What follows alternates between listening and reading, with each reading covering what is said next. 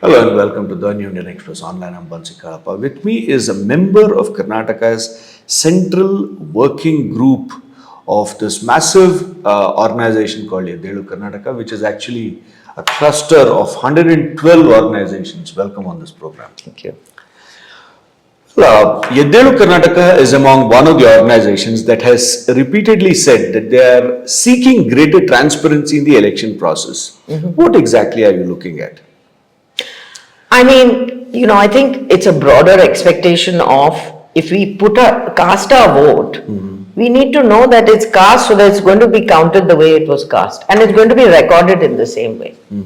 If that's not going to happen, then as citizens, I mean, even as a platform like this, we are as citizens asking, hey, what's going on? So, I mean, if we are going to call ourselves a democracy and if we are saying, yes, voting is a significant, electoral democracy is a very significant part which kicks off the process of democracy, then that process has to be correct because we elect, then our government functions in our name and does what they should do for us. But if that is not happening, then, and there is an absolute lack of transparency and we are doubting, it's not only that it should happen, it should be seen to be happening. In that case, we have to ask the questions as citizens. I mean, so that is the concern. It happens to be something that should be critical for all of us. And if it's not going to be, then we should make it critical. We cannot not question. So that's why the transparency bit is quite important.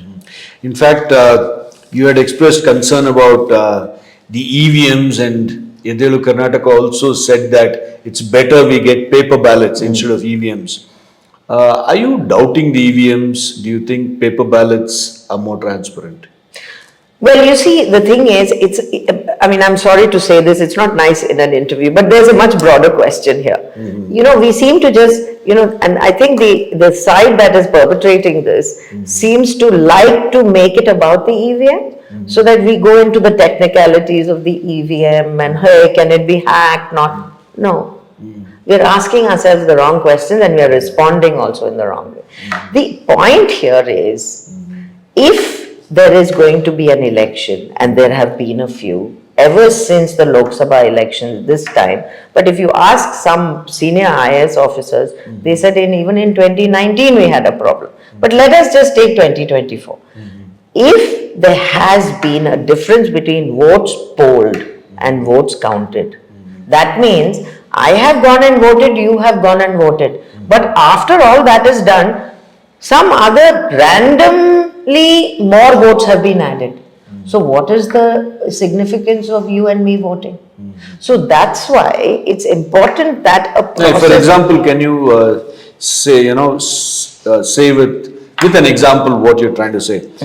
Are you talking of Jharkhand and Maharashtra? Yes, polls? I'm glad you brought that up. So if you look at Maharashtra, now Maharashtra had its election, whatever its political makeup is, and BJP versus the other sort of collection of India Alliance partners and so on and so forth. That's all fine. That's one part of the side of the story. But the other side is, once the process of election begins, then what happens? And we are used to it. We are 75 years old doing this.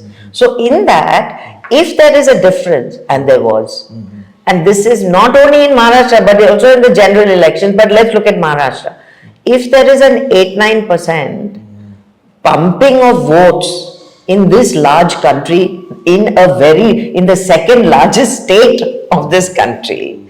In the last part of the voting No, and it kept increasing. So polls closed, then one number came out. Percentage, and not absolute numbers, all percentage, which has never happened before. This is also a transparency issue. Why are you giving us percentages? Why don't you just tell us how many votes were polled? So anyway, so once that percentage came up, it kept rising till on counting day it rose.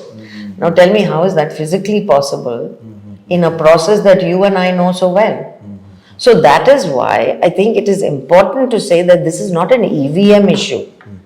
This is an issue of how these various mechanisms that have been employed are used or abused to manipulate and misrepresent our mandate, the people's mandate.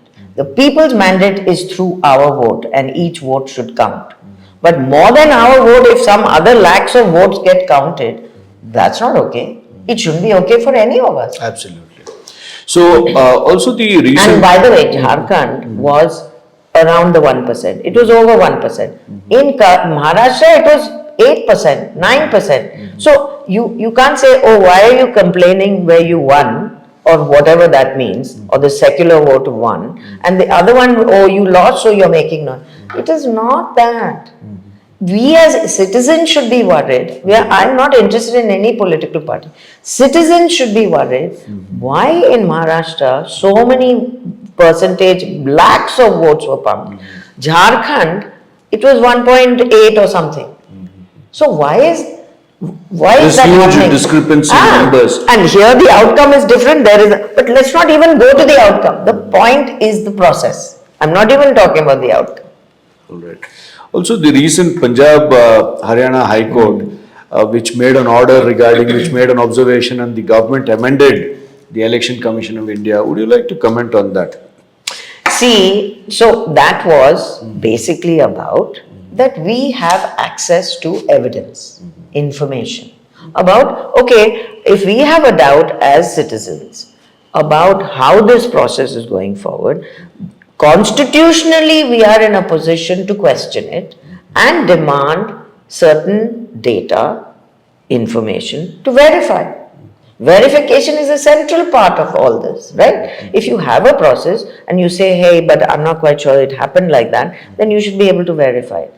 Now, it is very interesting. As soon as that came out, it is the much broader thing about we now, as of that day, we do not have access to data anymore, thanks to that verdict. Because now the Election Commission basically has no responsibility towards its own citizens who it's supposed to serve, by the way. We are not serving them, they are serving us as citizens of this country. Basically saying, we don't have to provide you with any information to verify. Meaning, first of all, the process goes awry, and then after that, you can't even verify it. Now, shouldn't we be worried about that?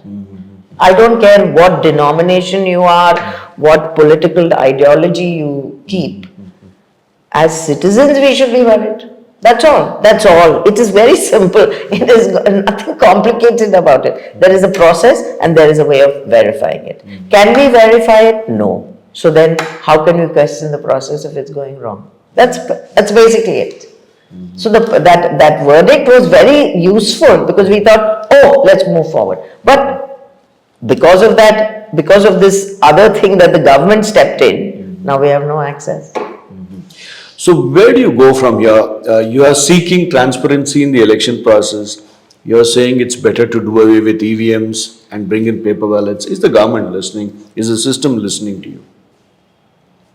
So you see, there are many players. Many meaning there are a few players. It's not just the government. It's not just, the other side, so to speak.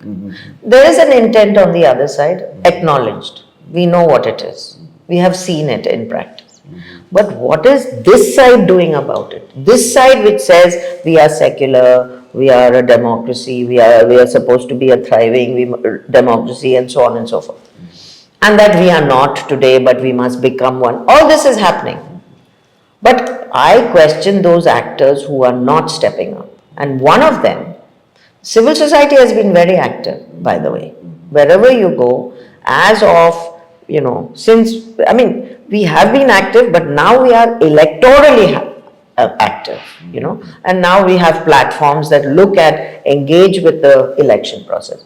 But what I find extremely troubling and disturbing is political parties of the opposition who are either inactive, who don't seem to say anything, don't put up a voice or anything to say what they feel. I don't know whether they're sitting between two chairs, we don't know. And the second thing is, you may say something, but you don't follow it up with action.